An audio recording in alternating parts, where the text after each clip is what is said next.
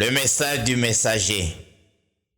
Quand il ouvrit le 7e sceau, il y eut dans le ciel un silence d'environ une demi-heure. Le messager du dernier jour est ces 7 conditions. Le 20e jour du 7e mois de la 80e année après la fin de la Seconde Guerre des Nations, la 7e année du règne de Félix Tshisekedi, président de la République démocratique du Congo, la 8e année du règne de Cyril Ramaphosa, président de la République d'Afrique du Sud, la 43e année de la vie de Patraël, le 4e jour de la semaine, Cape Town, Afrique du Sud. Deuxième partie.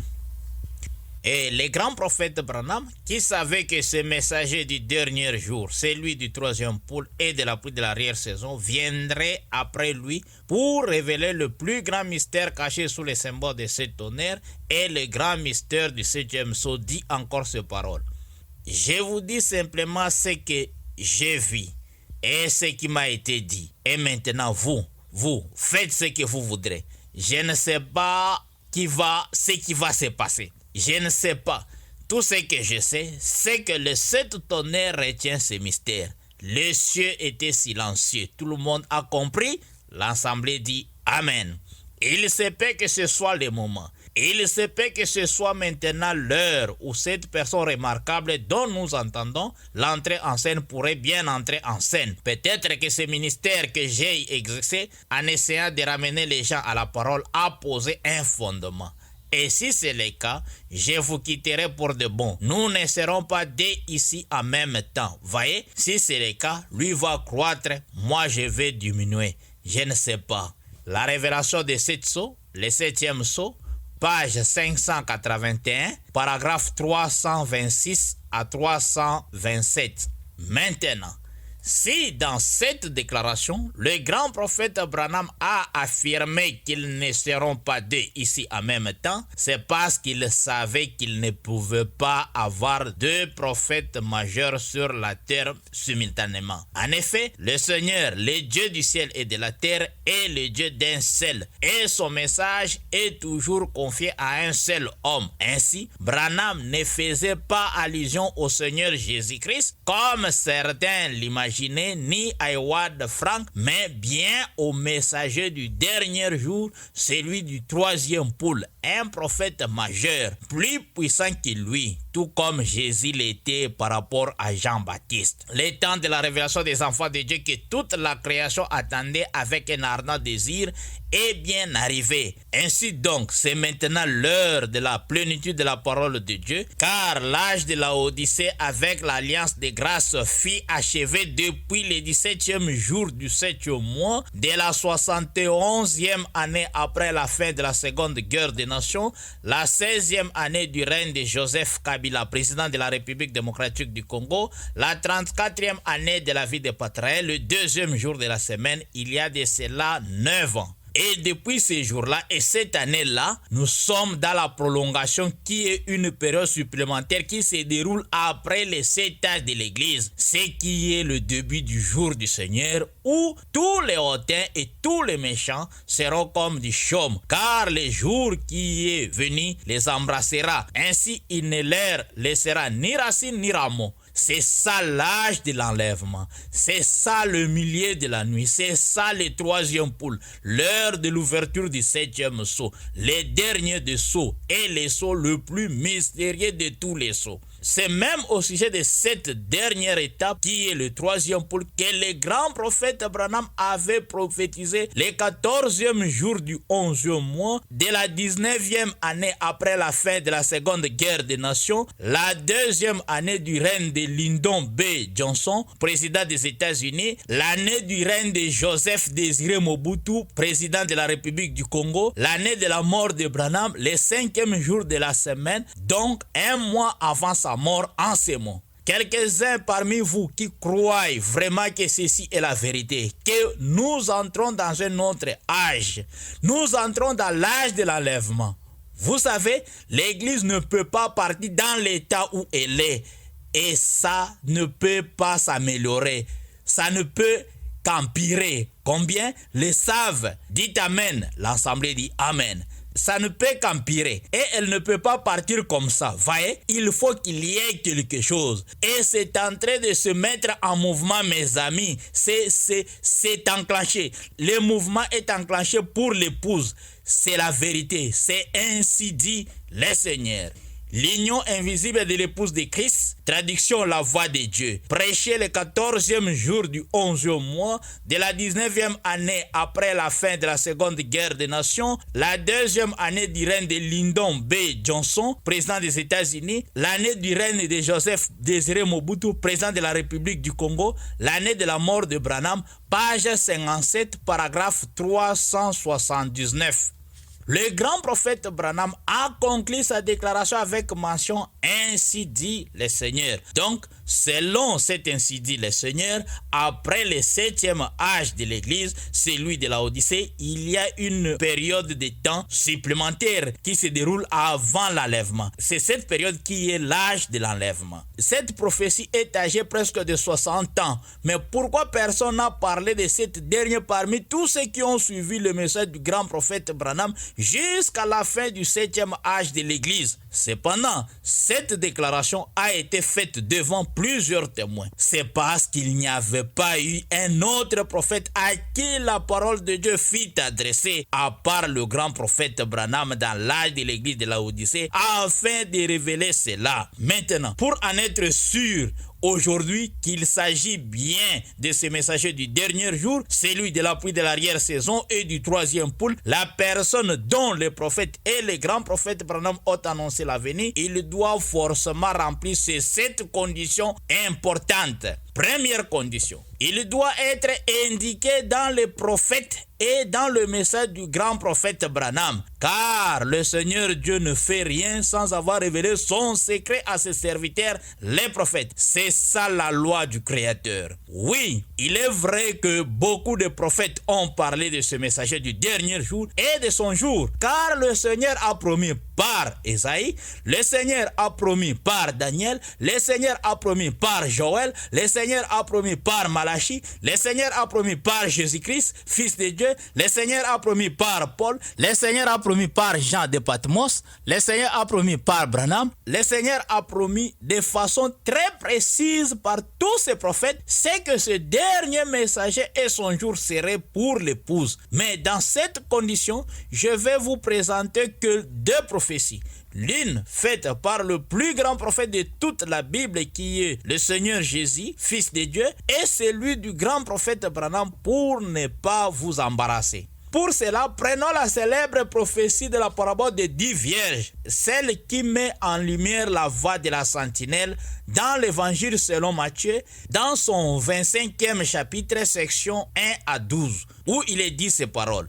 Alors le royaume des cieux sera semblable à 10 vierges qui, ayant pris leur lampe, allèrent à la rencontre de l'époux. 5 d'entre elles étaient folles et 5 sages. Les folles, en prenant leur lampe, ne prirent point d'huile avec elles, mais les sages prirent avec leur lampe de l'huile dans des vases. Comme l'époux tardait, toutes soupirent et s'endormit. Au milieu de la nuit, on cria, « Voici l'époux, allez à sa rencontre. » Alors, toutes ces vierges se réveillent et préparèrent leurs lampes. Les folles dirent aux sages, « Donne-nous de votre huile, car nos lampes s'éteignent. » Les sages répondirent, « Non, il n'y en aurait pas assez pour nous et pour vous. Allez plutôt chez ceux qui en vendent et achetez-en pour vous. » Pendant qu'elle allait en acheter, l'époux arriva. Celles qui étaient prêtes entrèrent avec lui dans la salle de noces et la porte fut fermée. Plus tard, les autres vierges virent et dirent, « Seigneur, Seigneur, ouvre-nous. » Mais il répondit, « Je vous l'ai dit en vérité, je ne vous connais pas. » Cette prophétie nous révèle clairement que le messager du dernier jour est une personne éternelle qui ne peut pas mourir car il est le dernier envoyé destiné à l'épouse Élie, née de la parole. Sa mission est de demeurer éveillé jusqu'à l'apparition de l'époux. En effet, c'est lui qui prononcera ces paroles. Voici l'époux, allez à sa rencontre. Ça ne sera ni la voix de Branham, ni celle de son message, comme beaucoup le croient, mais bien celle du messager de la pluie de l'arrière-saison, c'est-à-dire le troisième pôle. Maintenant, Comme cette prophétie a été confirmée par l'ange du Seigneur au 2e mois de la 16e année après la fin de la Seconde Guerre des Nations, la 2e année du règne de John Fitzgerald Kennedy, président des États-Unis, la 53e année de la vie de Branham, dans la prophétie par Branham, c'est avec cette confirmation que je vais conclure ma publication d'aujourd'hui. Voyez-vous? Et non seulement le Seigneur a promis par les prophètes, mais il a aussi promis par les grands prophètes Branham. Ainsi, ce dernier a beaucoup prophétisé au sujet de ce messager du dernier jour, celui de l'appui de l'arrière-saison et de son jour dans ses différentes prédications. Alors, vous allez découvrir quelques-unes de ces prophéties qui concernent ce messager du dernier jour dans mes différentes expériences et dans les conditions suivantes. Car dans cette première condition, je vais vous présenter que celle de la révélation de cette sceau. Questions et réponses sur les sceaux, où ce dernier prophétisa en ces mots. Maintenant, nous voyons la corruption qui s'installe dans le 7e âge de l'Église. Mais le 7e sceau ne révèle rien au sujet de ce qu'il va en advenir. Voyez, c'est qu'à la fin de cet âge de l'Église, un don prophétique doit venir révéler ces choses. Voyez, vous me suivez? L'Assemblée dit Amen. La révélation de cette sceau. Questions et réponses sur les sceaux. Page 472, paragraphe 67. C'est la raison pour laquelle, si je n'avais pas encore reçu la révélation de ce plus grand mystère du 7e sceau, le sceau le plus mystérieux de tous les sceaux, je n'allais pas vous parler de ces choses. Et comme preuve que cette prophétie par le grand prophète Branham est bel et bien l'ainsi dit le Seigneur m'a donné la révélation de ce dernier depuis le premier jour du 7e mois de la 73e année après la fin de la Seconde Guerre des Nations, la dernière année du règne de Joseph Kabila, l'année du règne de Félix Tshisekedi, président de la République démocratique du Congo, la première année du règne de Cyril Ramaphosa, président de la République d'Afrique du Sud, la 36e année de la vie de Patraël, le 6e jour de la semaine. Cela fait maintenant près de 7 ans. Et jusqu'à ce jour, ni autre que moi n'en ait encore été jugé digne d'entendre ce plus grand mystère du 7e sceau. À présent, pour répondre à cette condition, je voudrais vous parler un peu de moi et partager certaines de mes expériences liées au 3e pôle afin que vous compreniez comment tout a commencé et que vous puissiez reconnaître l'authenticité de la révélation concernant le messager du dernier jour, celui du 3e pôle que je vous présente dans cette brochure. En effet, je suis le fils de Muzembe Makanda Théodore, surnommé Mouzefar, et d'Engadi Odia Christine. Je suis né le 16e jour du 3e mois de la 37e année après la fin de la Seconde Guerre des Nations, la 18e année du règne de Joseph Désiré Mobutu, président de la République du Zaïre, la 18e année après la fin de la vie de Branham, le 3e jour de la semaine à Kolosi, dans la province du Lualaba, en République démocratique du Congo. Je devais avoir environ 2 ans et demi lorsque le Seigneur me parla pour la toute première fois dans une vision. La parole du Seigneur m'avait été adressée en ces mots. Tu es fait pour avoir des visions. Ainsi l'ennemi fera tout pour détruire tes yeux. Mais il ne réussira pas car tu es le dernier. Après cette expérience, j'avais compris que j'étais un serviteur de Dieu. Une partie de cette parole s'est accomplie alors que j'étais encore enfant. J'ai eu mon premier accident à l'œil droit. J'ai failli le perdre et je porte la cicatrice de cet accident jusqu'à ce jour. Puis, dès mon plus jeune âge, je souffrais énormément d'une maladie des yeux. Ils étaient devenus couleur chocolat, comme ceux d'un chat, et je les grattais sans cesse. J'ai suivi de nombreux traitements sans aucun succès. Bien que mon père fût lui-même un grand médecin, ce n'est qu'en mangeant des fruits et des légumes que j'ai finalement été guéri. À l'âge de 6 ans, j'ai eu une vision dans laquelle le Seigneur me révéla les intentions de visiteurs qui devaient venir voir mon père depuis son village. J'ai rapporté cette révélation à mon père et lorsque le fait s'accomplit exactement comme je l'avais annoncé, il commença à prendre très au sérieux chacune de mes paroles. Il parlait de moi avec enthousiasme, admirant la sagesse avec laquelle je répondais à ces différentes questions. Un don que je possède depuis ma naissance et pour lequel je n'ai jamais rencontré quelqu'un qui me surpasse. Le Seigneur m'en a fait doter de plusieurs talents dès mon plus jeune âge. Le dessin, la construction, le bricolage, la créativité, l'organisation et bien d'autres encore. J'étais déjà une source d'inspiration pour mes frères et sœurs au sein de ma famille. Lorsque j'avais presque 12 ans, j'avais réalisé le portrait de mon père avec une telle précision qu'il ressemblait trait pour trait à l'original. Dès lors, les gens commencèrent à s'interroger sur ce que je deviendrai plus tard lorsque je serai adulte. Mais à cause de mes songes et de mes visions, les membres de ma famille me surnommèrent Mulota, ce qui signifie tout simplement faiseur de songes. Quant à mon père, il ne connaissait rien à la religion et empêchait même ma mère de pratiquer la sienne alors qu'elle était une fervente catholique. C'est ainsi que j'ai commencé à découvrir la religion, car ma mère nous amenait à son église. Cependant, dans mes visions où le Seigneur me révélait les mystères de sa parole, j'ai constaté que cela ne concordait pas avec la foi catholique.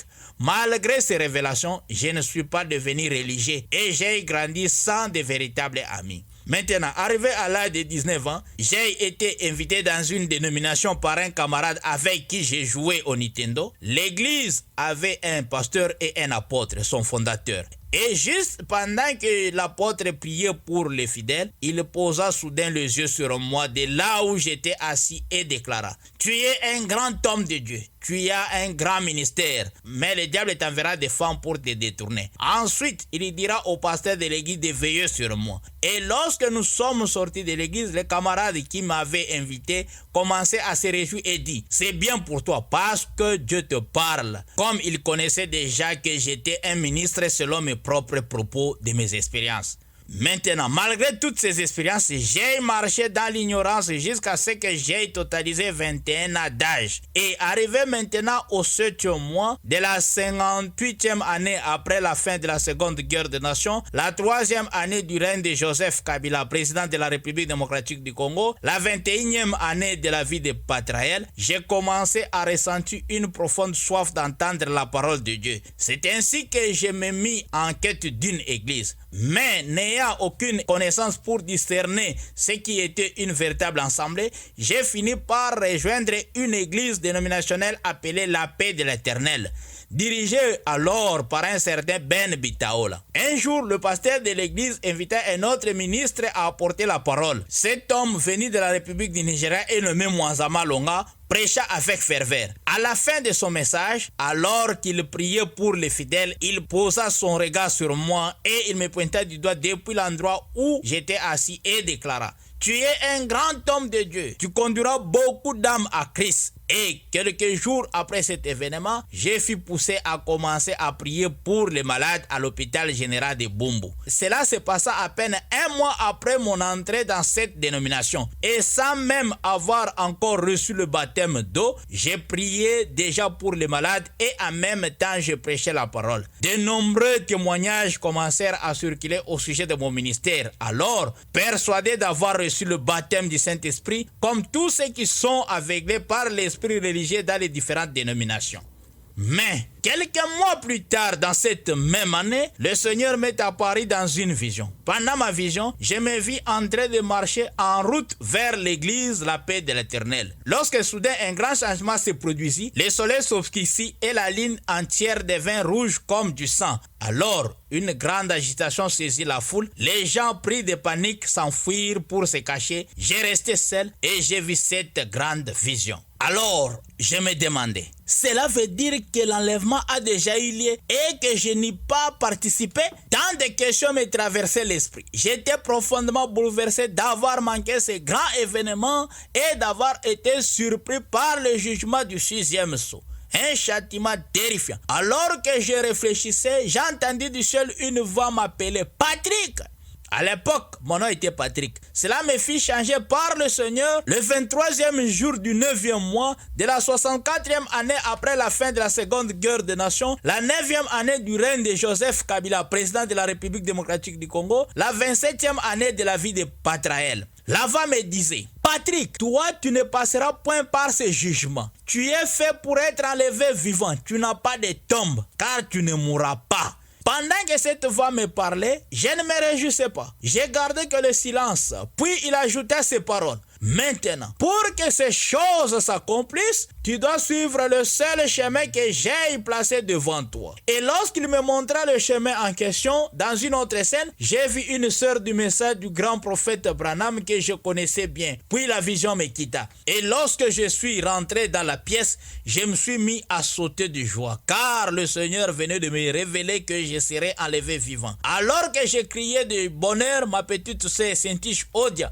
entra dans la maison pour comprendre ce qui s'est passé. En me voyant, elle me demanda, « Grand frère, pourquoi es-tu suéré ?» Je lui répondis, « Je ressens une joie immense car le Seigneur vient de me dire que je ne mourrai pas, mais que je serai enlevé vivant. » Surprise, elle s'exclama, « Est-ce qu'il y a vraiment des gens sur cette terre qui ne mourront pas ?» Je répondis, « C'est ce que le Seigneur m'a dit et je le crois. » Après ces paroles, elle sortit de la maison en secouant la tête. Elle n'avait que 9 ans. Peu de jours après cette expérience, je m'étais rendu à la Phonie. Là, j'ai rencontré un frère du message du grand prophète Branham qui prêchait sur le sujet de Jézabel. Son exposé était si convaincant que je m'intéressais avec attention. Au moment de mon départ, il me remit une brochure de Branham intitulée « Qui dites-vous que c'est ?» Prêché le 8e jour du 12e mois de la 18e année après la fin de la Seconde Guerre des Nations, la première année du règne de Lyndon B. Johnson, président des États-Unis, la 55e année de la vie de Branham.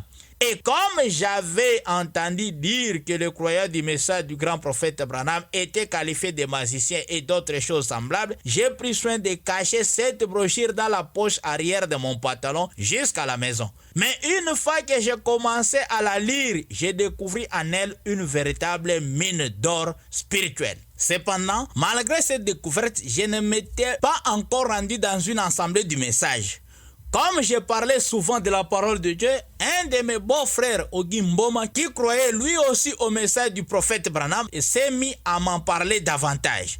À chacune de ces visites chez ma belle-sœur, nous échangeons longuement sur les Écritures. À cette époque, j'ai dirigé une cellule de prière de la dite dénomination dans la commune de Bumbu. C'est lui qui finit par me parler également du docteur Ewald Frank et me remit quelques brochures ainsi que des lettres circulaires. Je me mis à les lire avec intérêt et à témoigner de ma foi dans mes prédications, affirmant que les livres promis étaient bien Branham. Et lorsque le pasteur de l'église a appris cela, il tenta de me décourager en disant « Il vaut mieux être dans une petite église où l'on te considère plutôt que dans une grande église où personne ne fera attention à toi. » Mais pour ma part, j'ai continué à annoncer et à parler de Branham dans mes prédications. Et quelques mois plus tard, j'ai fait un songe dans lequel quelqu'un me parlait du baptême d'eau. Et une voix me dit simplement « Observe ». Puis le songe prit fin. Le lendemain matin, alors que je passais chez mon grand frère Maki, j'ai rencontré mon beau-frère Ogi Mboma. À ma grande surprise, il commença à me parler du baptême d'eau au nom du Seigneur Jésus, exactement comme dans mon rêve. Voyant cette confirmation, j'ai crié de tout mon cœur et lui demandé s'il était possible dans leur église de se faire baptiser pendant la semaine, car j'avais un profond désir d'être baptisé dans l'eau au nom du Seigneur Jésus-Christ. Mais ce dernier me répondit que c'est seulement le premier jour de la semaine où on baptise beaucoup de gens. Alors j'ai pris donc la décision d'y aller ces jours-là. Lorsqu'arriva le premier jour de la semaine, qui était le 14e jour du 5e mois de la 59e année après la fin de la Seconde Guerre des Nations, la 4e année du règne de Joseph Kabila, président de la République démocratique du Congo, la 22e année de la vie de Patraël, le frère Ogi vint me chercher comme convenu. Ensemble, nous nous rendîmes au tabernacle de Kinshasa, qui se trouvait à l'époque sur l'avenue Mulumbakachi. Ce jour-là, l'orateur était le frère Valentin Lumwanga, pasteur du tabernacle de Kinshasa. Il prêcha un excellent message intitulé « Les enfants de la promesse de Dieu » qui toucha profondément mon cœur. Et c'est ce même jour que je fus baptisé dans l'eau au nom du Seigneur Jésus-Christ. Et avant même que la prédication de ce jour-là ne commence, vint le moment où les visiteurs étaient invités à se présenter. J'ai pensé à moi-même, je vais me présenter comme prédicateur, ainsi on me donnera une bonne place. Mais avant que je ne termine cette pensée, j'ai entendu une voix comme venant de l'intérieur de moi qui me dit « Ne faites pas cela. Assieds-toi sur le banc comme tout le monde et laisse-toi enseigner. » Quand ton temps viendra, je te dirai ce que tu devras faire. J'obéis à cette voix et restai silencieux. Personne ne sut alors que j'avais été un prédicateur dans une dénomination. Maintenant, après mon baptême, au lieu de rester dans l'assemblée en question, j'étais retourné dans l'église de la paix de l'Éternel et continué à prêcher. Alors, le Seigneur n'était pas d'accord avec moi. Ainsi, depuis le jour où j'ai été baptisé, je ne dormais plus pendant plusieurs jours. Car dans mes différents songes, je me voyais toujours dans les eaux du baptême avec une femme qui me baptisait. Cela me rendait de plus en plus inquiet au sujet du baptême parce que je ne comprenais absolument rien de tous ces songes. Puis cela se transforma en une vision. Dans cette vision, je me vis de nouveau dans les eaux du baptême. Mais cette fois, c'est moi qui voulais baptiser les gens. Pourtant, je n'avais aucun équilibre. Le courant marin m'emportait de tous côtés. C'est alors qu'une lumière éclatante, plus brillante que le soleil, resplendit dans le ciel. De cette lumière sortit une voix qui dit: « Patrick, tu ne sais pas comment faire, sors de l'eau et l'on te montrera la manière dont tu dois procéder. » À ces mots, j'ai sorti des eaux du baptême et m'allongeai sur les sables au bord de la rivière. Et comme j'avais mes deux mains derrière ma tête, j'ai regardé et voici, il y avait une scène qui se déroulait là, juste devant moi. Dans la scène, je voyais le frère Adolphe Chibanda, l'un des diacres du tabernacle de Kinshasa, celui qui m'avait baptisé, faire un service de baptême. Pendant qu'il faisait ce service de baptême, une pensée me vint. Que signifie donc ceci? Est-ce que le Seigneur me dit d'aller se faire rebaptiser? Je me posais tant de questions sur le baptême. Maintenant, pendant que je me posais ces questions au sujet du baptême, j'ai remarqué que le frère Adolphe Chibanda était resté qu'avec une seule personne à baptiser. Et là, je me suis crié: « Oh, si seulement je me fais rebaptiser là, je suis perdu. Parce qu'il n'y a qu'un seul et vrai baptême, c'est au nom de Jésus-Christ, celui dont... » Oh, je n'avais pas encore fini de m'exprimer. J'ai vu de nouveau resplendir dans les cieux cette lumière éclatante, plus brillante que le soleil. Et j'ai entendu de nouveau la voix qui me parlait dans cette vision sortie de la lumière pour me parler. Mais cette fois-ci, elle tonnait. C'était comme si le Seigneur s'était fâché contre moi. Elle a dit: « Patrick, tu ne comprends pas que je ne te dis pas d'aller se faire baptiser de nouveau, mais je te dis d'aller demeurer là où tu t'es fait baptiser. » Puis la vision me quitta. Après cette vision, j'avais bien compris tous les songes que je faisais souvent au sujet du baptême d'eau et ce que le Seigneur voulait que je fasse. C'est ainsi que j'avais quitté définitivement la dénomination et j'étais resté sur le banc dans le tabernacle de Kinshasa comme un simple fidèle selon la parole du Seigneur qui me fit adresser pendant presque 3 ans. Lorsque j'ai quitté la dénomination, le diable suscita toutes sortes de prédicateurs pour tenter de me convaincre de ne pas suivre le message du grand prophète Branham. Ce fut l'objet de nombreux débats. Certains se moquaient de moi, d'autres me disaient que mon ministère finirait étouffé ou encore me lançaient d'autres paroles décourageantes. Mais malgré tout, j'ai resté ferme dans chaque discussion car j'avais l'ainsi dit le Seigneur. Finalement, voyant qu'ils n'arrivaient pas à me détourner, ils abandonnèrent et me laissèrent poursuivre mon chemin. C'est ainsi que je fus solidement positionné dans ma foi. Et une année après ma conversion, je m'étais décidé de quitter Kinshasa, la capitale, pour aller s'installer à Matadi dans le Congo central pour des raisons professionnelles. Et une fois arrivé là-bas, j'avais rencontré un observateur des étoiles. Et ce dernier, lorsqu'il m'est aperçu, il dira à la personne qui marchait avec moi: « Cet homme est un grand homme de Dieu. Il a 3 étoiles sur lui. » Et là, la personne qui marchait avec moi voulait en savoir plus sur moi. Alors, il commençait à poser des questions au Messie. Mais comme je ne voulais plus écouter cela, je m'étais éloigné. Surtout parce que je savais tout ce que le Seigneur me disait souvent. Donc, je connaissais bien mon identité depuis mon plus jeune âge. Ainsi, je disais aux gens que je suis un grand serviteur de Dieu, malgré que j'étais encore sur le banc comme tous les fidèles.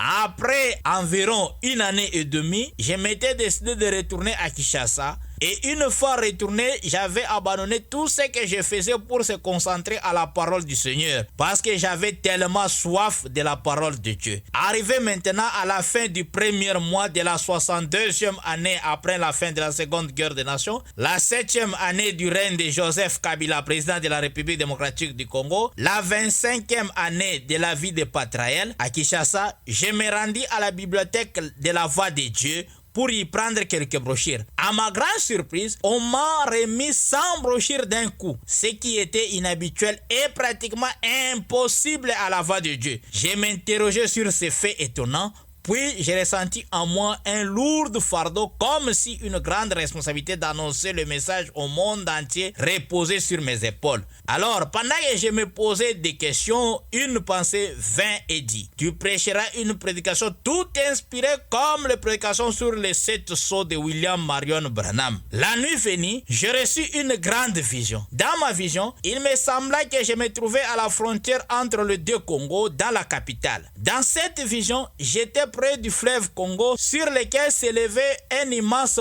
pont reliant les deux capitales. La frontière était fortement sécurisée, les soldats contrôlant les personnes à tout moment. J'ai réalisé alors que je n'avais aucun document d'identité à présenter. Mais lorsque vint mon tour, au lieu de tendre des papiers comme tout le monde, j'ai déclaré avec autorité aux soldats: je suis un serviteur du Dieu très haut. À cet instant précis, un bruit semblable à celui d'un avion retentit et j'ai levé les yeux vers le ciel pour voir de quoi il s'agissait, et j'ai vu 7 anges volant en direction du pont. Lorsque les 7 anges descendirent sur le pont, ce fit comme si une bombe avait explosé ou comme si un violent tremblement de terre avait secoué l'endroit. La structure entière tremblait sous l'impact de leur présence. Ils marchaient en file indienne, à la manière des soldats en marche, mais l'un d'eux se distinguait de 6 autres. Il paraissait le plus gradé, le plus respecté et de loin le plus impressionnant de tous. Tandis que les autres anges avaient les mains libres, ce 7e tenait à sa main droite un objet qui ressemblait à un rouleau à la manière d'un bâton de commandement. Sa structure imposante, la poitrine bombée vers l'avant, relevait son autorité. Ils marchèrent droit vers moi comme dans un défilé militaire. Arrivés à quelques mètres seulement de l'endroit où je me tenais, ils commencèrent à s'élever dans les airs, un à un. Mais le dernier, celui qui était le plus impressionnant, les chef tenant le bateau de commandement, prit son vol en se dirigeant directement vers moi. La peur m'envahit au point de me paralyser totalement. Je ne pus que crier de toutes mes forces. Mais malgré mes cris, il vola droit vers moi avec rapidité, posa ses 2 mains sur mes épaules et me souleva. Il me conduisit alors au sein d'une constellation formée par les autres anges dans les airs. Au milieu d'eux, j'ai entendu une voix d'homme venant du ciel qui proclama: c'est le 3e poule qui approche. Je m'interrogeais: qu'est-ce que signifie 3e poule? Puis la vision prit fin. Et maintenant, comme c'était la toute première fois que je voyais les anges de Dieu avec des ailes, je fus saisi d'une grande crainte et pensais que cela annonçait ma mort prochaine. J'ai commencé alors à mettre ma vie en ordre car j'ignorais totalement la signification du terme 3e poule. Mais tandis que je m'inquiétais, la parole du Seigneur me fit adresser en ces mots: le moment est venu pour toi de rapporter à Valentin Lumwanga les choses que tu as déjà vues et celles qui doivent arriver ensuite. J'obéis et je racontais au pasteur Valentin l'expérience de mon baptême. Il me demanda d'en faire un récit écrit. C'est ce que je fis et lui remis au cours de la 62e année après la fin de la Seconde Guerre des Nations, la 7e année du règne de Joseph Kabila, président de la République démocratique du Congo, la 25e année de la vie de Patraël. Quelques semaines plus tard, après avoir remis le récit de mon expérience de mon baptême d'eau au pasteur Valentin Lumwanga, juste une autre vision. J'ai regardé et voici le grand prophète Branham dans le lieu du repos et le docteur Edward Frank aussi. Mais les deux n'étaient pas au même endroit. Alors, cette pensée me vint. Qu'est-ce que c'est ça? J'ai pensé et tout d'un coup, j'ai été transporté dans un autre endroit et là, je me suis vu sur la terre tenant un livre de questions et réponses. Puis la vision me quitta. Après cette dernière, j'avais compris que le docteur Edward Frank va mourir et c'est moi qui prendrai la charge. Mais malgré la vision précédente, je ne connaissais encore rien de la promesse du grand réveil de l'épouse. Arrivé maintenant le 11e jour du 6e mois de la 62e année après la fin de la Seconde Guerre des Nations, la 7e année du règne de Joseph Kabila, président de la République démocratique du Congo, la 25e année de la vie de Patraël, le 2e jour de la semaine à Kinshasa, alors que j'étais assis sous un manguier, méditant sur la parole de Dieu, je fus conduit à découvrir 2 passages de l'Écriture qui évoquaient le ministère de l'épouse dans ces derniers jours. En les lisant, juste le profond sentiment que ces écritures parlaient directement de moi. Le premier passage de l'écriture, c'était Ésaïe chapitre 40, la section 9, où il est dit « Monte sur une haute montagne Sion pour publier la bonne nouvelle ». Et le deuxième passage de l'écriture, c'était l'évangile selon Matthieu, dans son chapitre 25, à la section 6, où il est dit « Au milieu de la nuit, on cria, voici l'époux, allez à sa rencontre ». Après avoir découvert ces 2 passages de l'écriture qui semblaient parler de moi, je me mis à pleurer. Parce que je n'arrivais pas à croire que des passages de l'écriture puissent me concerner directement. Troublé, j'ai pris alors la décision de ne plus jamais lire, pensant que c'est sans doute à force de trop étudier les Écritures que je commençais à avoir de telles pensées. Ainsi, la nuit avant de m'endormir, j'ai prié le Seigneur de m'apporter la lumière sur ce sujet. Quelques heures seulement après cette prière, j'ai reçu une vision nocturne. Je me vis dans une grande parcelle. En levant les yeux, j'aperçus une personne que je connaissais bien, enfermée dans une cage. Dès qu'il me vit, il s'agita et s'écria « Patrick, c'est toi qui as la clé du 3e poule. Dis seulement un mot et le cadenas s'ouvrira. » Alors j'ai prononcé ces paroles. « Ouvre-toi !» Aussitôt le cadenas céda et l'homme sortit, rempli de joie, courant dans tous les sens. Il voulut même se prosterner pour m'adorer. Mais comme je ne supporte pas les éloges ni dans la vision ni dans cette vie, je me sentis mal à l'aise et je m'éloignai rapidement de lui en sortant de la parcelle. Après cela, je m'étais vu debout devant la porte d'entrée et juste là, j'entendis un bruit au-dessus de ma tête comme celui d'un vent violent qui faisait « Ouh !» Alors j'ai levé les yeux pour voir ce que c'était. J'ai regardé et voici une colonne de feu qui s'agitait au-dessus de ma tête. Je me suis dit, qu'est-ce que c'est donc? Directement, une autre scène apparut là devant moi. J'ai vu comme une grande tente, puis j'ai entendu une voix qui disait « Je te rencontrerai là » et la vision me quitta. Je suis revenu dans la pièce. Mais quand je suis revenu dans la pièce, la voix qui me parlait dans cette vision ne cessa point. Elle continua à me parler en ces mots. « Prends la révélation de cette sceau. » Et lorsque je l'ai pris, elle dit « Ouvre, ouvre. » Quand je l'ouvris, oh, le Seigneur, le Dieu des esprits des prophètes, j'étais tombé sur la page 577 et mes yeux étaient fixés sur le paragraphe 299 où le grand prophète Branham dit ces paroles. Et juste à ce moment-là, il m'a emporté, il m'a élevé.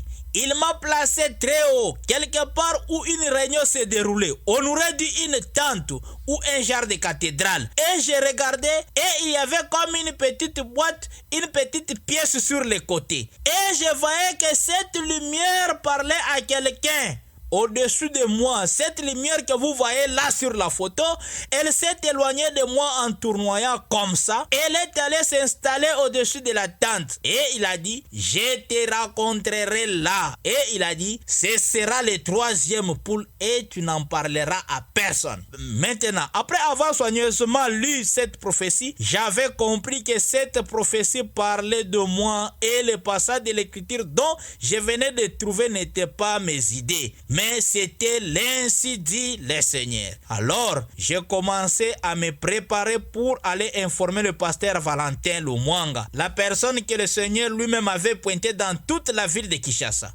Mais au moment où je me préparais pour le faire, la parole du Seigneur me fit adresser en ces mots. prends la direction du Bandundu. Je vais te préparer pour te présenter au monde. Ici, ils ne vont pas te croire maintenant. Mais comme j'avais l'intention d'aller voir le pasteur Valentin pour lui parler au sujet de ses expériences, j'étais parti pour lui parler malgré la parole du Seigneur qui me fit adresser. Et une fois arrivé, j'avais trouvé que le frère Valentin Lumwanga était déjà aux États-Unis. Alors j'avais parlé avec le docteur François Kabasele qui était son associé à l'époque. Et après lui avoir parlé, ce dernier me dit, c'est ce que nous attendons tous. Surtout n'interprète pas la vision. Puis il ajouta, au sujet du passage de l'écriture, c'est vrai que le pasteur Valentin avait aussi une fois parlé de ce passage de l'écriture d'Ésaïe 40 en parlant du ministère de l'épouse dans une de ses prédications. Alors, cela m'avait beaucoup surpris en sachant que le frère Valentin